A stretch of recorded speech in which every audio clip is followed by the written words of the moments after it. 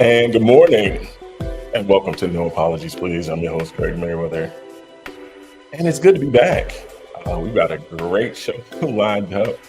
Um, you know, it's funny, man, because I think about the guest that's coming on. We've known each other for around 37 years. Uh, she's my sister, although not blood. We are we are thicker than mud. And so she has quite the story, a story of redemption, a story of being a comeback person, a person who perseveres. Um, and when we do things like this and we have shows like this show is definitely about bringing people to the table that people need to know, and people can hear their stories so that they can know that they're not alone in the challenges that they may face. And so, I just really want to talk to her. Online, she goes as Mimi Morris. I call her Michelle Morris. But nonetheless, man, we're going to have a great time talking with her and just really discussing her story. And so, man, without further ado, let's bring her to the table. And here she is, Michelle Morris. Good morning. Here I am. How you doing? I see you got the baby Good girl in the morning, brother. back. I'm doing okay. Yeah, a little You know, nervous. goals. Believe I to see. receive. I see. So how you doing today? I'm doing okay. Yeah. A little nervous, but I'm all right. Okay. Okay. Maybe my story will, help somebody else make a better decision if they Yeah. get themselves in such a bind that I did. Yeah. I mean, when it's all said and done, I think that, you know, I say this all the time. All of us have made a decision that could have changed our lives at some point in time. I think that by the grace of God, a lot of us have been blessed to, be able to get through some of our trials without having to go through what you've been through. And so I just commend you for taking the time to come on and speak to people so that they can definitely understand that um, people get through it. You're a living testament that people can get through it. So why don't you introduce You do get yourself, and then we'll go through your right here. story.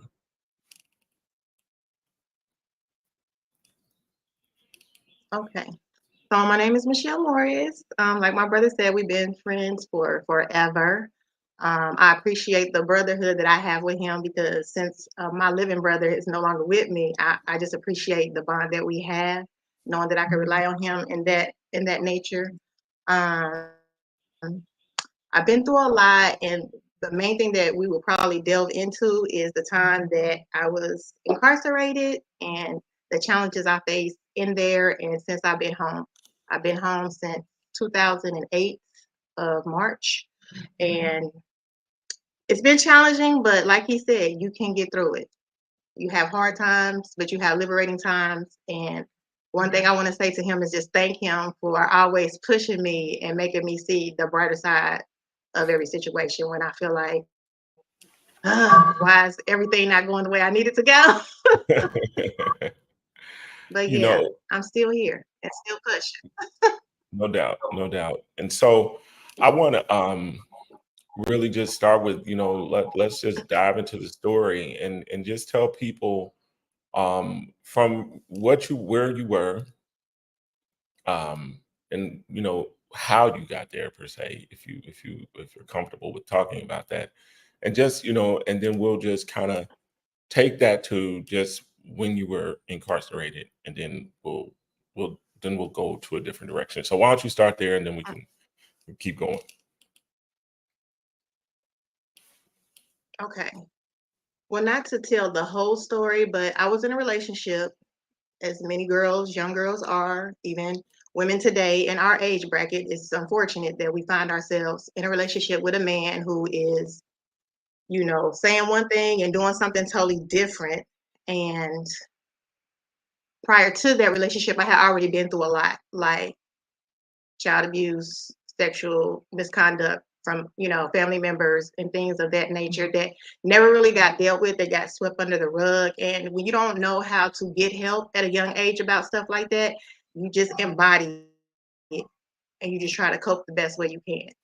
Um, and on said day, I actually was trying to leave the relationship.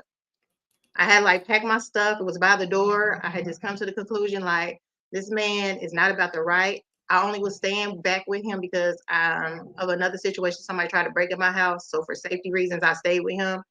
But it just was like things day by day was becoming more relevant. Like he's still dealing with a whole bunch of females. It never really was just me.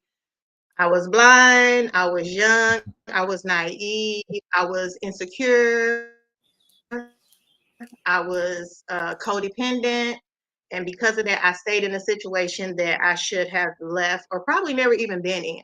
You know, when you are insecure and lonely, you put yourself in situations that just make you feel better in the moment. And that is what their relationship was. So, in trying to leave that relationship, it's kind of like the show Snapped, Mm-hmm. where you see people black out. Um, when we got into the heated argument, when I tell you I had done so much to help this man like get custody of his son, left the home that we were in when we broke up so that him and his son could have a place to live.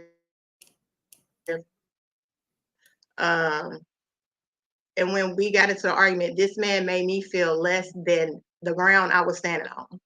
Mm-hmm. Told me I was not good looking, told me that he only stayed with me because it was beneficial physically.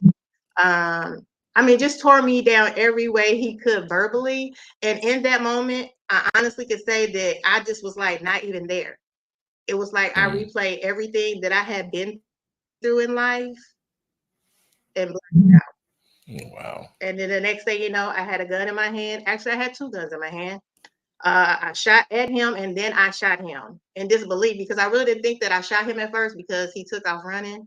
But yeah, it was horrendous. And when reality came to me, like, girl, what are you doing? It was like too late because I was like running down the street in broad daylight with two 9 millimeters. Wow. It's not good. Not a good look. Yeah. I just So panicked. once, I just yeah, ran back in the house and was like, what have I done? What did I do? yeah. So once that happened, and you came It to, was scary. what were the what was the next result after you had came to? Hmm. Did you call the authorities on yourself, or did somebody call them?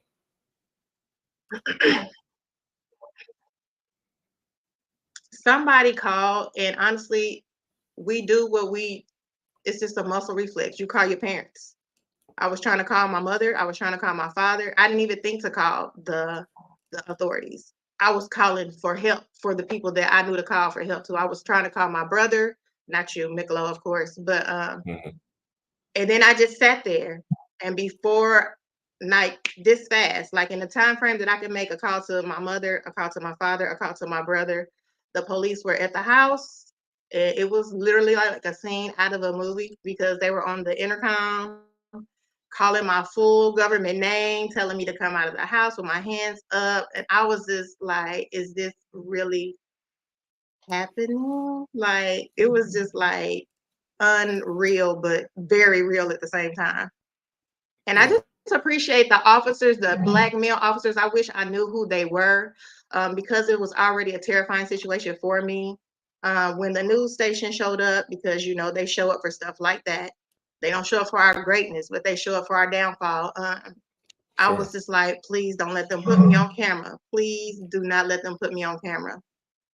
I do not want Yeah. my parents to see me on the news like this. And I don't know what they went and said to them, but they definitely pulled off. So I appreciate it. And it was like a lot of black older officers and they were talking to me like they were my father, like, you young girls, y'all get yourself in these situations. And oh, baby girl, why did you let this happen?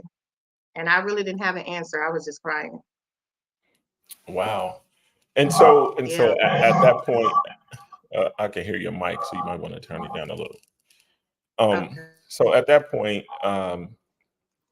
you are now in custody. Had that been your first time in Marion County? Hmm. That was my first time ever in anything. I've never been in trouble a day of my life before that, Wow. ever.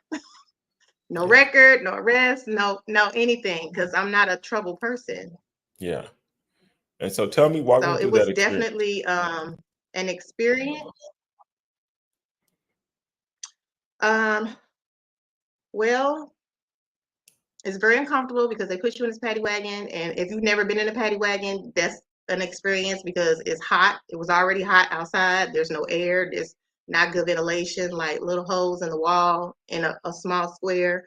And you just ride around while they're picking up other people. And it's crazy because once they finally get you down there to whatever they call processing, and they tell you what you've been arrested for, what you're being charged with, um, and really no more information than that. And they tell you when you get moved to another area, then you'll be able to make a phone call.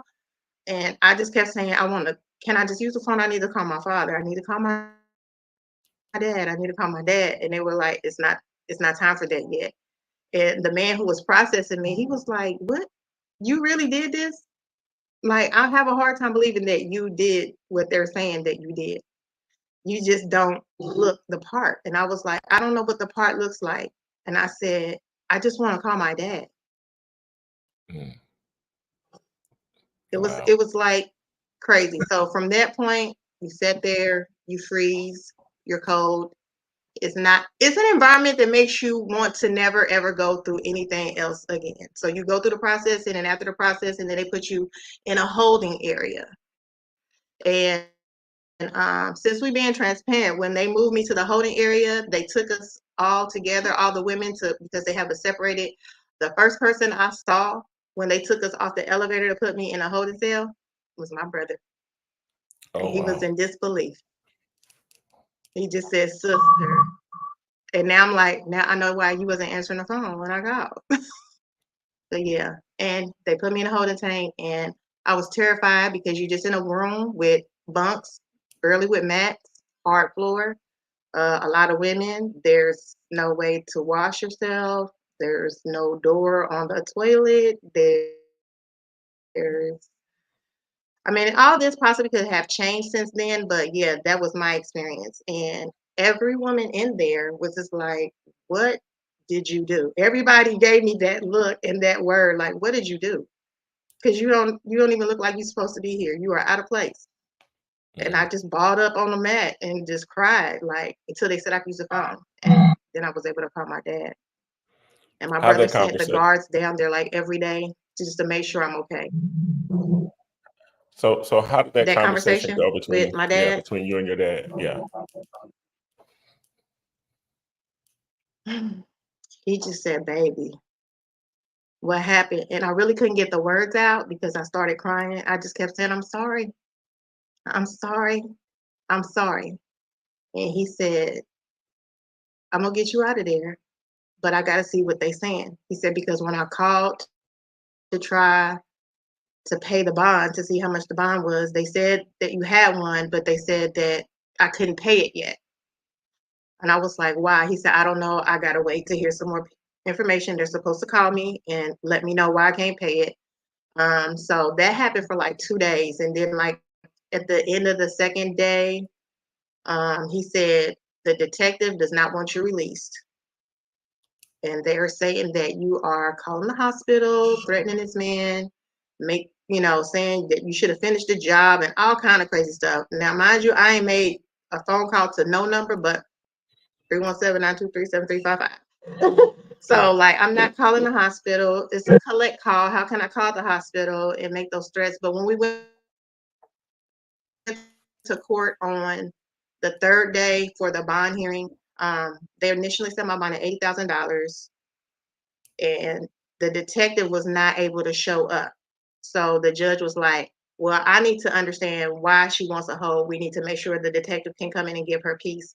And the prosecutor was saying that, still leaning on those statements, that they were saying that the detective said that I was making those threats, calling the hospital. And so they raised the bond from $80,000 to $300,000. And I was just like, oh my God, I'm never gonna get out. Like, I would not even expect my father to pay 80 or $300,000 because that's a lot of money. What you gonna do? Sell your soul or your house to, for the sake of your daughter's freedom? And on that Friday when we went to court again, the detective showed up and she stated that that's not what she said. I never said the girl was making threats. I said it would not be beneficial for both of them to be on the street at the same time in case he wants to retaliate, or he has somebody that wants to retaliate, or she felt like maybe I still wanted to do something violent. And that's not the case because I'm not a violent person. I just did a violent act. Um, and so the judge was like, well, we have no reason to keep her here, but I'll just set the bond at $50,000. And my father said, before we walked out of the courtroom, you coming home today. And I did. I went home late that night. He paid the bond and I went home late. It was late, late. I was like, how long does this take? Because I'm pacing the floor and I'm ready to go. And like, why haven't they come and got me yet? Because they said I can go. He said he paid the bond. I've talked to him 5 times since then. He the bond is paid, but yeah, it's just a process. They make you wait forever. But when he came and got me, he just hugged me so hard and was like, baby, why? What happened? Why didn't you come home? Mm. I was just You trying to know, leave. I never meant for it to happen. Like it just happened. yeah, it's interesting because when I think about just the processing, being a person who I mean, most Black men have been through processing. Like, even Greg Meriweather has been through processing. It is it's a tough Mm, thing to go through, and when you're down there or when you're in that place. I mean, it's dark, it's cold, especially when you are like, man, what did I do to even get in this place? I definitely can attest to the feeling of wanting to go home. right. But so many people, get in that system and they're unable. They don't have a father or a person who has the resources to even be able to get them home. So I can definitely understand why you wanted to go home. So looking after that. So tell me, what when you went to trial, Yeah. how did things go with trial? Trial was terrible for me because I'm not new. I don't know anything about the law. The lawyer that I had at the time, which was terrible, told me to sign for a bench trial where there's no jury. Um, and I couldn't rescind it like after I'd done it. Because had I known, I would have had a jury trial. But so I was the last person to go, and that made me feel bad. Like I already knew that it was going to be not in my favor. And I'm not saying that I should have walked free or I shouldn't have got, convicted, but not of what they charged me of. But and it's Sure. really crazy because the times that I had called the police on this man, ironically, those records were nowhere to be found. And the judge, I So don't want so to say what her name, so so but she was so not even was paying attention. so was there domestic violence in the relationship? There was domestic violence in the relationship. I had called the police on him 3 times. Um, the the third time being the time that I actually left and found my own place and left the house that we were staying in for him and his son that I had helped him get custody of because I wanted his son to have some type of stability. But Mhm. yeah, there was domestic violence in the relationship. And the times that I had called the police, they ironically had no record of those. And I'm like, don't y'all keep that information? Like, it just happened a few months ago, the last time. I'm Mhm. confused. Yeah. But yeah, they And had s- no record of that. and so once trial was over, you were convicted, and then how many they convicted you, and then they sentenced you to how long? They sentenced me to 20 years. 20 years. And I thought I was going to die because I did not understand the system. You talking to a virgin person. I've never been in trouble. I don't know how this works. So when they said 20 years, I was just like, that's my whole life. Mhm. That's my 20 years. That's my whole life. But then after I got sentenced in the bailiff, who was real sweet too, because I thought I was just going to be putty and just he was going to have to drag me through there. He said, it's not really 20 years. You only have to do half of it. And I was like, what do you mean? He said, the law is you get sentenced this amount, but you only have to serve half of it. And I know that's changed since my time, but um, so you don't have to do 20 years, you have to do 10 years. And I was just like, but still 10 Mhm. years? I was just devastated. And all I could think about is what's going to happen to my kids? Mhm. 10 years away from my kids? Yeah. And so They and didn't and deserve so that. right. And so then you're sentenced. Were you at home all the way through the trial? I was at home all the way through the trial. After the trial, when they found me guilty, I was remanded to custody. That was her Mm. statement. Miss Morris, evidence, we find you guilty and we remand you to custody. Because I was out on bond for like 18 months until the trial actually happened. Which you know what, technically nowadays, anything involving a weapon, gun, Hmm. definitely is federal at this point. So you would have probably had to do 85%, and then there would be no bond. So yeah, so totally different time and age Mm, and day, in the way they deal with that law. And so and so you go in. Where yeah. were you? Where they send you? Hmm. They sent me to Rockville Correctional Facility in Rockville, Indiana.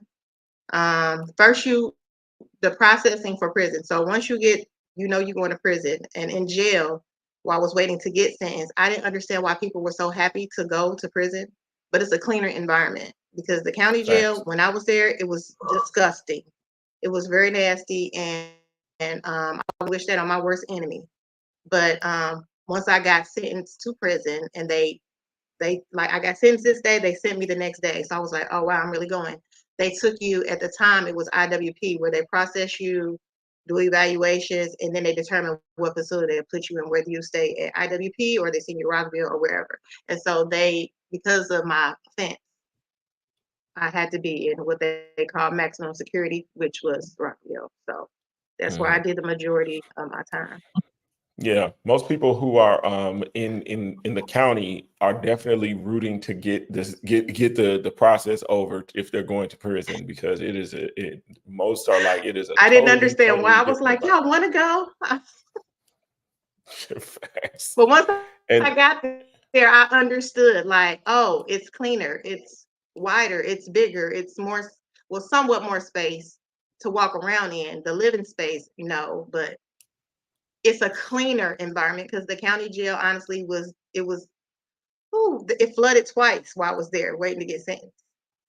yeah, back Like in the day, back in water the day, the up county to was your, bad, bad. yeah. So Yeah, needless to say, I I remember barely I got remember out my how bed. I remember how you used to have like it just used to be filth and grime back in the day all over the floor in the Marion County Jail. And I mean, and like Hmm. she said, open toilets, no doors, no nothing. You just way out in the open. Anything you got to do is in the open. It was just a mess. I remember back in the day how they really needed to clean that up. But it is a totally different environment now that I go visit the Justice Center. It is a totally different environment in there now. But I got two comments I want to really chime in on. One is from Ibrahim Tanner. Okay. He says domestic violence in the African American community is bidirectional. Now, he says uh, women initiate most of the fights. Men hit harder. Don't shoot the messenger. That was replied by, and then there was a reply by Yvette D. Williams. She said, disagree. Men unleash unhealed, unresolved trauma because they have never had a safe place and space to de escalate and heal. I here's what I will say as a I agree old with man. both. Yeah, I agree with both, because I think that as a young Hmm. man who grew up in a house filled with domestic violence, I saw both. I saw times where my Yeah. mother initiated foolishness, and I'm like, why in the world would you even begin to try to go at it with this Right. man? And then I saw Hmm. moments where it was the reversal. And so it's Yeah. it's not one off. I've seen them both, and so I would definitely attest to that. Hmm. So once you're in, sister, um, tell me about your first night. Tell me about your first night in Rockville.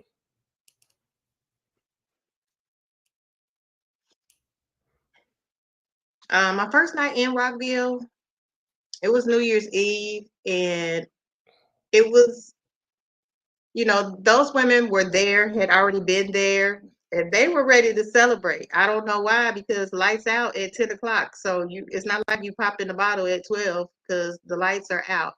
And I learned the process very quickly. The lights go off at a certain time every day, and that's the end.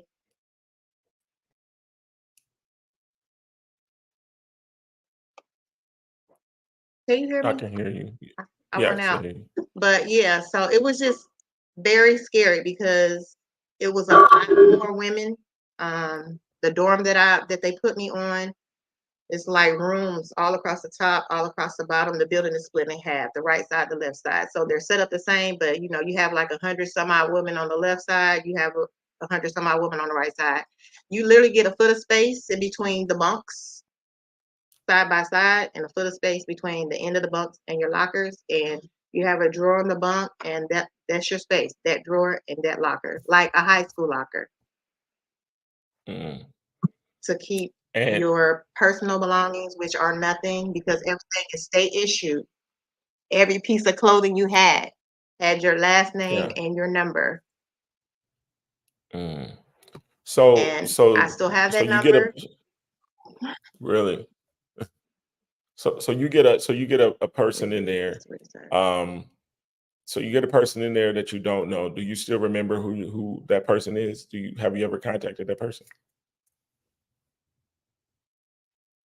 Say that again.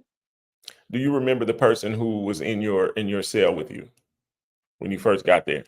Yeah, I And remember some of them because the okay. cell or the room that I was in, the side of the wall, the rooms. Okay, so the rooms are split up. There's the room that I was in. There were two, four, 8 beds on one side of the wall, and then there were 6 beds on the other side of the wall. And I do remember. I remember on the other side of the wall, one, two. I remember two of them very vividly. I'm friends with one of them on Facebook, and then on the other side, um, I remember maybe three of them vividly. Hmm. One Hmm. of them is deceased, so yeah. Hmm. But I remember a handful of people, but I intentionally try not to remember. I don't try not to remember the experience, but I don't want to these are not people that I would deal with in real life. These are not people that I would hang out with in real life. These are not people that would run in the same circles as me. These are not people that I would normally run into in my everyday. Yeah. So, So but the you was people that basically I have a couple of them that I still talk to. yeah, but you was basically like Martha Stewart in a sense. Well, not necessarily Martha Stewart. I just was terrified the whole time. Yeah. Just was like, it's a scary situation, not to the point where you hear about a lot of out of town prisons where there's a lot, like Chicago women's prisons is violent and they do the most there because I've watched some videos. But honestly, when I was there, did I see some fights? I saw a couple. They shortened our phone cords because somebody got hit in the head with a phone. They took the irons because somebody got hit in the head with an iron. But it was hard for me because I'm a mother and I just was worried about my kids all the time. I don't know why, Yeah. because I can't control anything from my situation and where I'm at. But that prison is really like adult daycare. I was able to get 2 college degrees while I was there, but it was hard for me because I am a mother and Hmm. I was not with my kids, Now, and it was nothing I could do to help. did they visit often? They did visit a lot. They did visit a lot, and that's thanks mostly to my youngest son, his father. My older two kids have the same father, which there was another abusive relationship. And then my Yeah. youngest son, his father, he brought all my kids to see me a lot. He's the You main know, person sister, that brought my kids. sister, thinking back on that, again, we've known each other 37 years. And what is it Hmm. in you do you believe because of course I've seen who you've dated. What is it that attracted you to those men and most of those men that were abusive? What is it that you believe made your picker have those types? Um, well, with I'll just say LL because you know who Yeah. that is. Yeah, I know who it Um, is. I don't even really remember what attracted to me to him, but it didn't start off that way. Like Yeah. we were together for a year before he put his hands on me, and when he did it, I was just like, "This is crazy." But at the same time, I'm a daddy's girl, and my father's my favorite man on earth. But he hasn't always been the perfect dad or an awesome dad. So I went through some things at home, and when I was with him, it made it easier because his home environment was just like lax. And his mother was okay with whatever. Like the stuff we were able to get away with at his mom's house, ain't no way in smoke Dickens we was doing any of that at my parents' house. It No doubt. wasn't it wasn't happening. So it was just like ease. Like so I chose the lesser of two evils. Like Mhm. it was easier to be in that environment, but then I had to still deal with the fact that every now and then this man would go upside my head. Mm. And then when I tried to leave him, I honestly was scared to leave him because people say, "Why do you stay?" And I stayed with him. I can honestly say I stayed with that person out here. Yeah. And when I Yeah. finally decided to leave, I still scared, and he put me through some stuff, like shot at my house and everything while his kids was in there. But I was just like, if this is how I gotta go, this is how I gotta go. But I'm not about to keep staying here voluntarily taking these beatings. Yeah, those were tough times. I remember those. Very tough times. That's Yeah. where you will come. That's right, it will. Yeah. Dorenzo Bushrod said prison is definitely hard on the entire family. My children only know their aunt from visiting her in prison. Extremely difficult. Michelle Brown says you It can is very pretend difficult. to be who you want to be, but eventually the real you will come out. And that is, those are sad realities, when we look and Hmm. people, just go through that. And in your case, when we look at just all those years, I mean, we're talking from high school all the way Hmm. to, the act of you, grabbing a weapon and all those things coming into play, and, Hmm. and you find yourself blacking out, but all those things that were inside you that had never been healed are finally coming out. And by the time they come out, you're basically in the act of a Hmm. crime that's sending you to prison for a sentence for 20 years, And pretty that's much. exactly what it was. He paid the price for what he did and what everybody before him did. Yeah. It was Yeah. a boil up. And that's just how I look at it. It was a boil up. He paid the price for what he put me through and what everybody in my life had done something to me. It just blew up. And he was the person that caught it. So Tanner is asking, if any way do you feel you were abusive in any way? He said, I hear a narrative by many women, but the men tell a totally different story. I'm not discounting her lived experiences. But do you think that at any time, you may have exuded some form of abuse towards him or towards some men that you've dealt with? Um, Abuse, no. My mouth can be really disrespectful because I get it So verbal honest. abuse. That is So verbal abuse. somewhat verbal abuse. I really wouldn't say it's verbal abuse, but I'm quick with my tongue. And men don't Okay. like that. They want you to hush and do what I say. And my father's name is Michael, so you're not about to tell me anything, um, because I'm not about to let you talk to me any kind of way. So sometimes when I should hush, I don't hush. But I can honestly say I've never been abusive to anybody. Yeah. Like just Physically. Just sharp intentionally tongue. abusive. Like I might Yeah. say something very sarcastic and cuss you up one side and down the other, but I've never been like the initiator to hit somebody. Yeah. Well, recently, Yeah. yeah, but that's another story. Yeah. So My so aunt has been down for 20 plus, serving a 90-year sentence. Ooh, Jesus. yeah.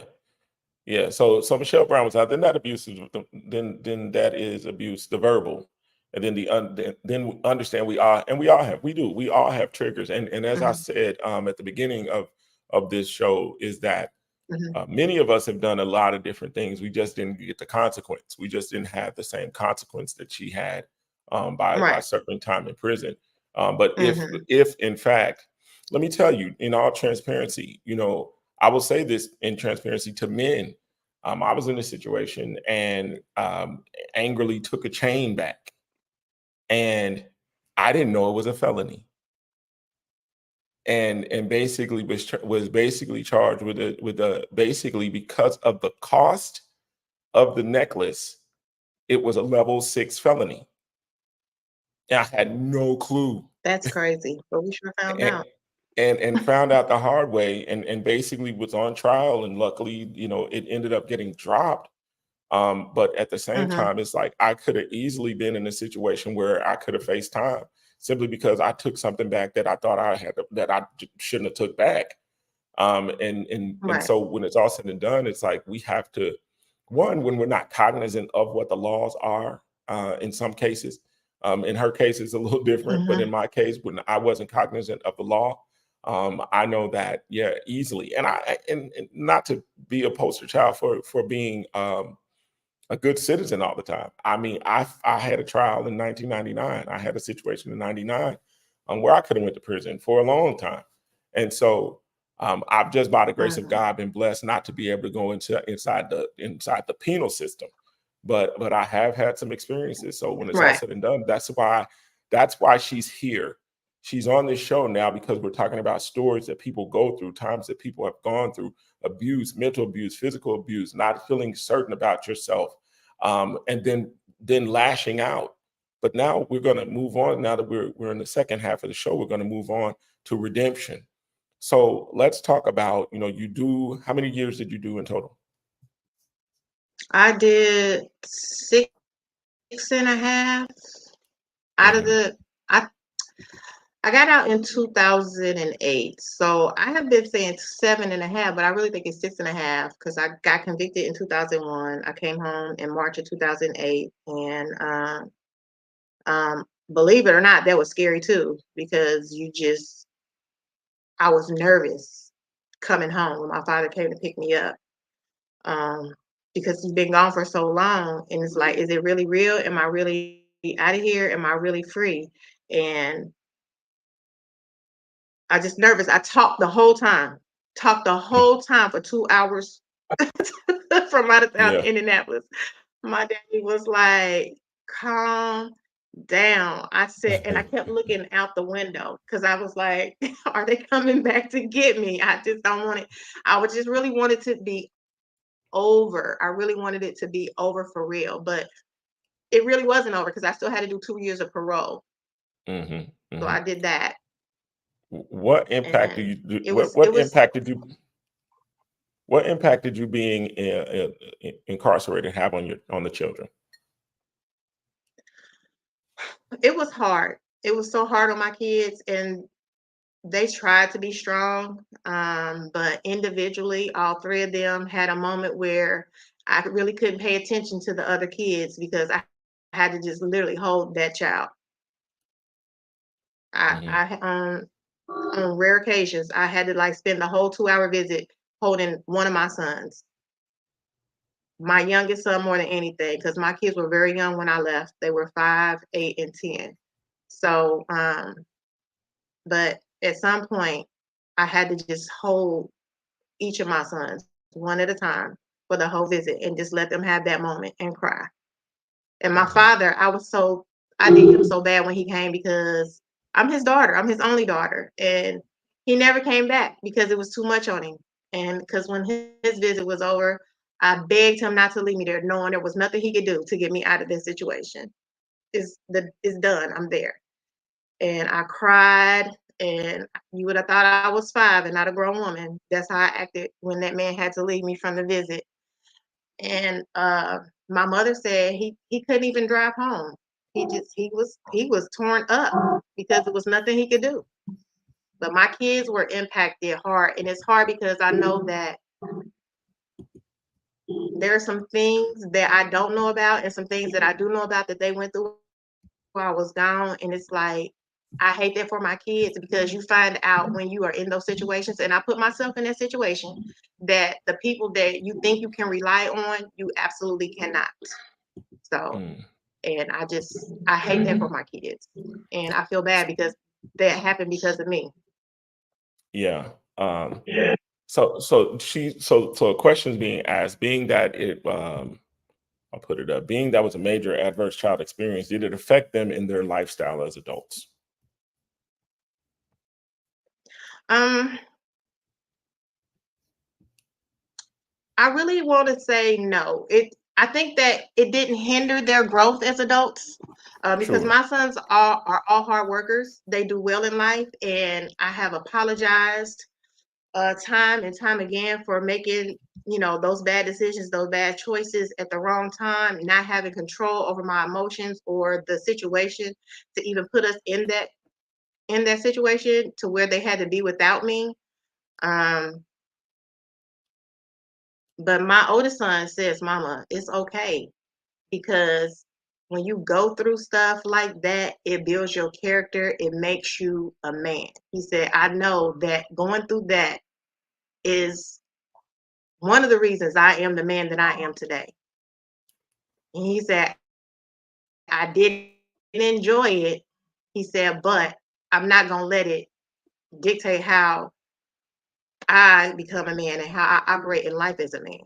He was like, "So quit stressing.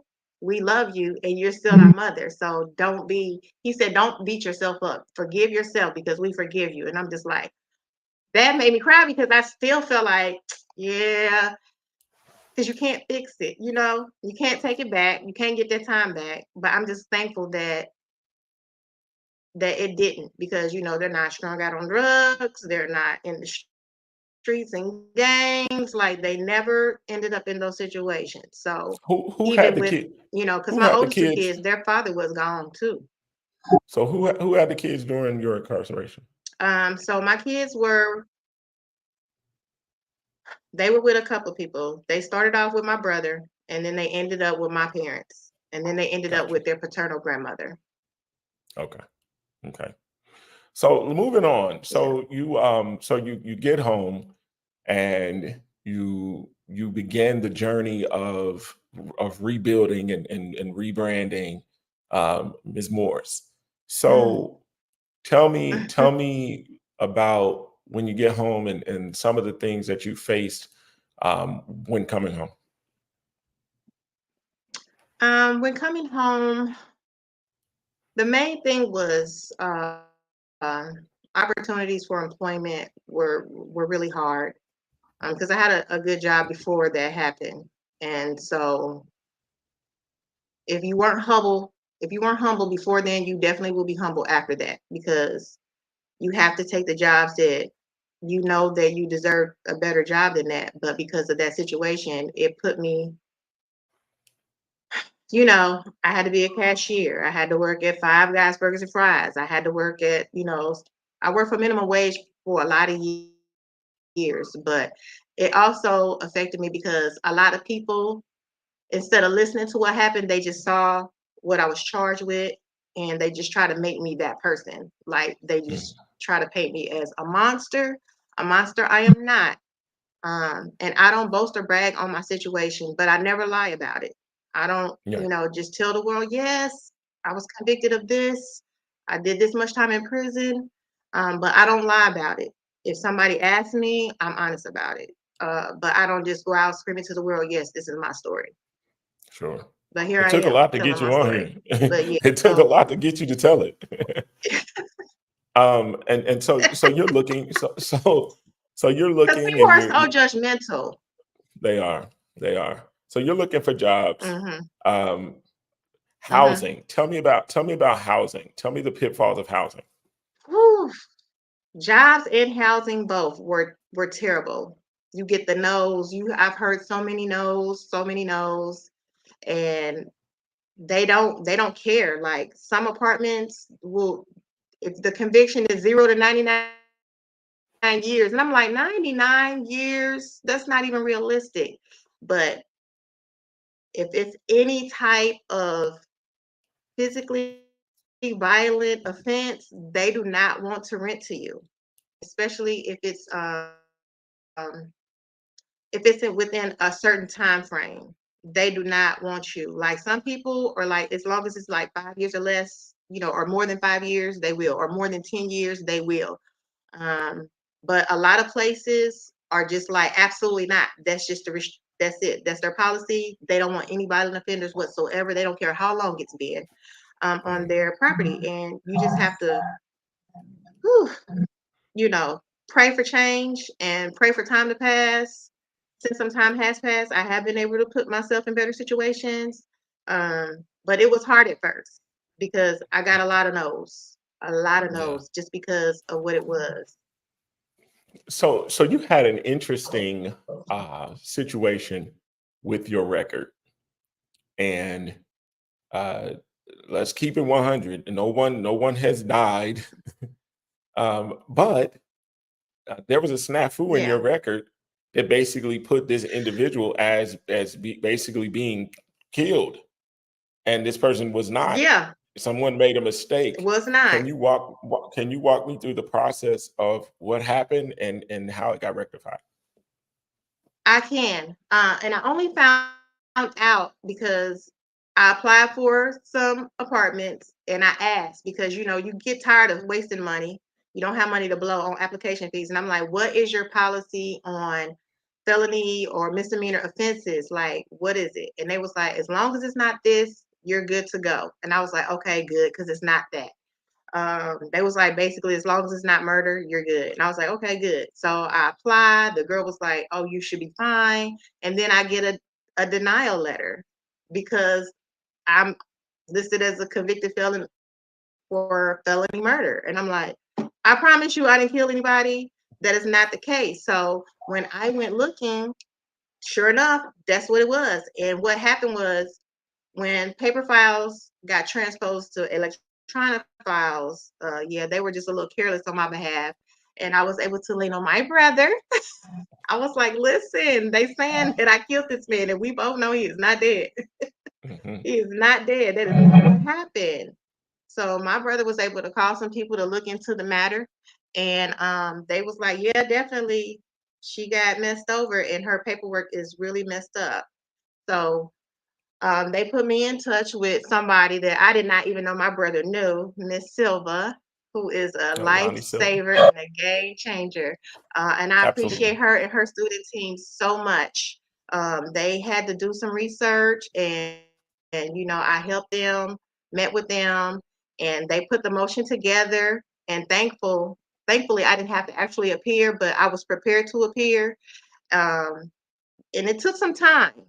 And she was like, wow, Miss Morris, I cannot believe that this actually happened to you, but it's crazy that that's how that they have your paperwork. And then even in that process, there was paperwork missing that she wanted and needed, that could have opened up another can of worms that was not appropriate with my paperwork, but it ironically disappeared like those 911 calls did. Hmm. But I'm just thankful that they were able to fix my charge from Yeah. being murder to attempted murder, which is what it really was. so so She used so reentry to kind programs like that.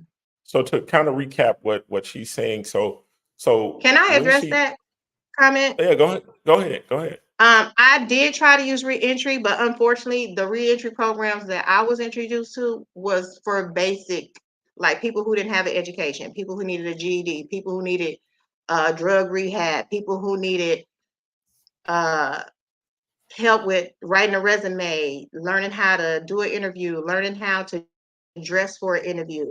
That's not stuff that I needed. I already had a good job before I got in trouble. I had an education when I came home. I had an education before I went.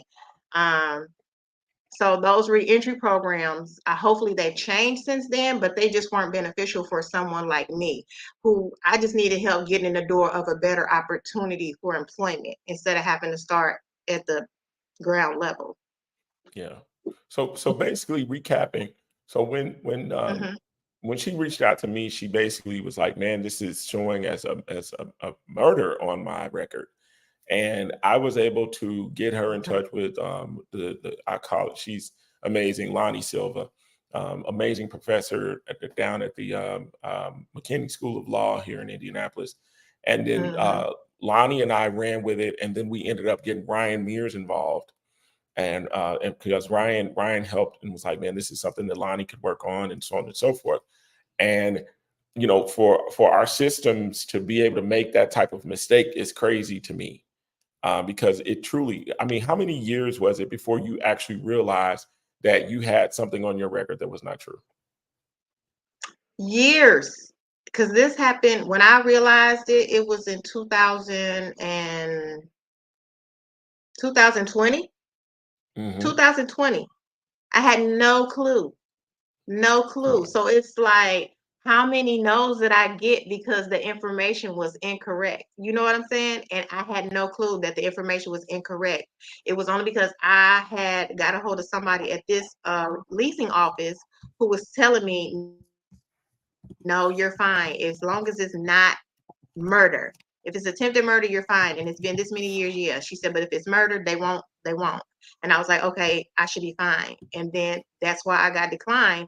And I was like, no, this ain't right. And let me call my brother. Let me Hmm. call my brother because this is absolutely not right. And then I called my dad. I'm like, can you believe this? Wow, that's insane. All And this so I'm time just, I've been home yeah, and it was I'm messed so up. glad I was able, because I think that since then, I've definitely seen, if just from my own perspective, I've definitely seen a weight lifted off of you. And not to get in, we're not going to talk about what she's doing. She has gainful employment. She's doing great. I do. Um, and it's just been a story of perseverance. When we talk and laugh, it's just amazing, because I look now and I'm just like, um, you're doing it. You are a walking billboard for people who want to quit, and you're a person who has been through hell and high water, and I just commend you, for sticking to it, because a lot of people would have given up. A lot of people could Thank have you, been brother. strung out, A lot of lost. people do give up. Yeah, yeah. And it's Um, unfortunate that people come home and they feel like entitled, like they can't work at a gas station and be a cashier. They can't work at fast food restaurants. And I'm yeah. like, and there you make pennies on the day for Hmm. doing way worse. Or Yeah. you do it for free. If you get in trouble, I mean, they have you digging in the trash for silverware and cleaning up the bathroom, and you don't earn any pay, or you make maybe less than 50 cents a day, and you come home and you don't want to make $7 an hour working at a restaurant, like that's beneath you. I don't understand how so many people fall back into that trap and just be content with it. I know a girl that she was like, you'll see me every winter. I'll be here. And she came back every winter when I was in there. She said, Wow. I hustle. That's what I do. I don't really have a home. She said, when it's hot outside, I can make it work. But when it's cold outside, I'll be here every winter. And she was there every winter that I was there. That's what's up. That's crazy. That's so crazy. Yeah, So we got about that is a crazy. minute. We got a minute. I just want you to take a minute and just, Hmm. if you were to tell not just young women, but young men, young women, or men and women, period, just people, if you were to give them just Hmm. a word of advice and some word of assurance, what would you tell them?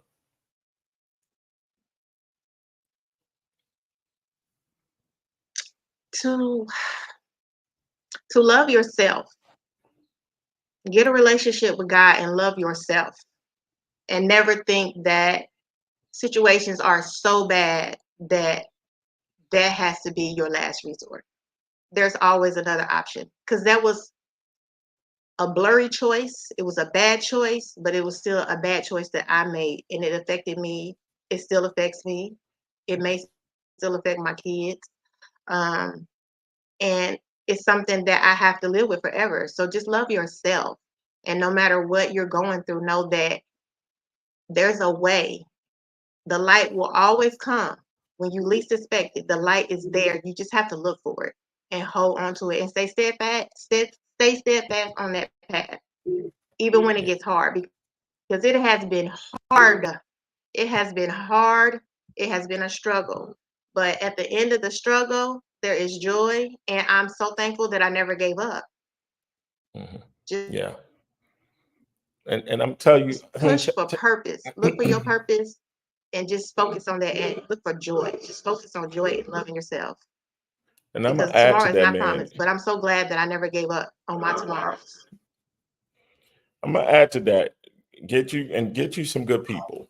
Get you some people who don't give up Yes, on get you you. a Greg Meriweather on your team because my brother's awesome.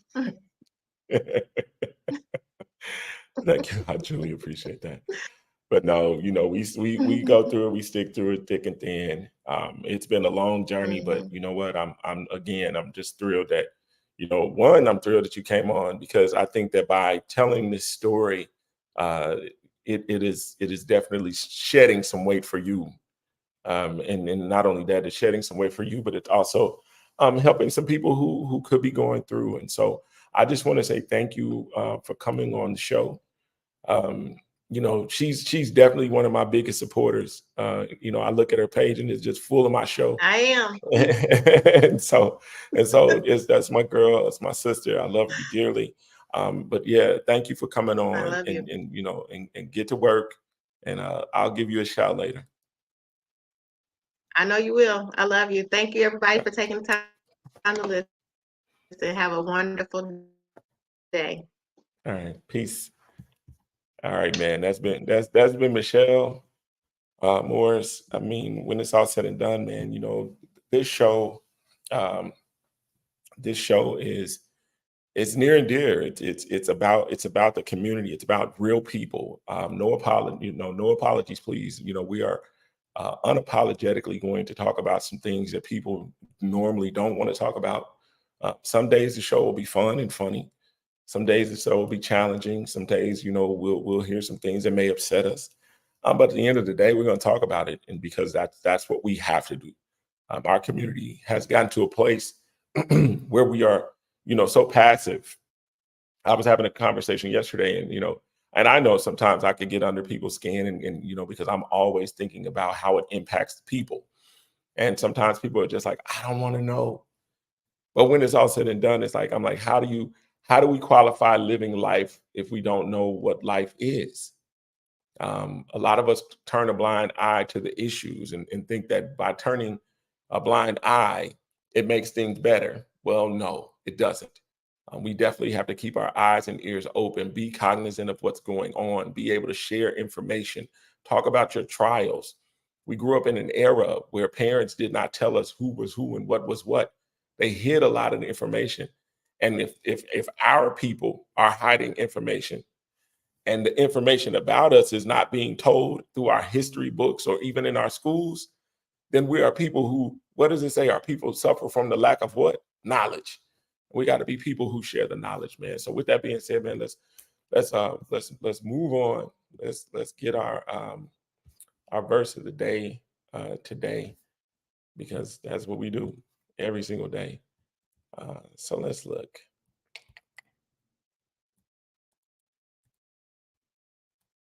Let's see. Let's do Isaiah 44:22. I have swept away your offenses. And this again, Isaiah 44:22. I have swept away your offenses like a cloud, your sins like the morning mist. Return to me, for I have redeemed you. And when it's all said and done, man, we cannot be people who, people go through stuff and everybody doesn't handle it the same way. This story was a story of a person who turned their life around from making a bad mistake. But we got to be agents of building people back up. I know that, I've seen parents who've dealt with actual homicides, and instead of allowing that homicide to harden their heart, they look and they say there's an issue there. There was an issue with the person who took the life, and they don't take it upon themselves to basically instill this level of hatred. Because if that person, I mean, of course, we sometimes vengeance just gets inside of our system, and we want to take it and we want to lash back out and we want to retaliate. A person asked about retaliation. Our city is small. I'll be honest. I didn't want to ask that question because I don't want to put that in the atmosphere. Because when it's all said and done, I don't want to put that in the atmosphere on that mentality of retaliation. So, but when it's all said and done, man, who are we? But when it's all said and done, who are we? We are from the dirt, and back to the dirt we'll go when we pass. But I just want us to be better agents of telling our stories, and then not only that, allowing people to redeem themselves in this world, because heck, we all make mistakes. So anyway, man, tomorrow we're gonna have a bunch of brothers on, man. We're gonna talk about life, love, dating, work, a plethora of things, man. We're gonna have about 4 brothers come on tomorrow. We'll announce it through my social media. But tomorrow should be a good show with a lot of information and a lot of fun, but a lot of tough stuff gonna come out too. So look for it for us tomorrow, man. This has been a great show. I've had a great time as usual. This is your brother Greg Meriweather. Man, y'all have an awesome day. I'll see y'all tomorrow. There's been no apologies, please. Peace.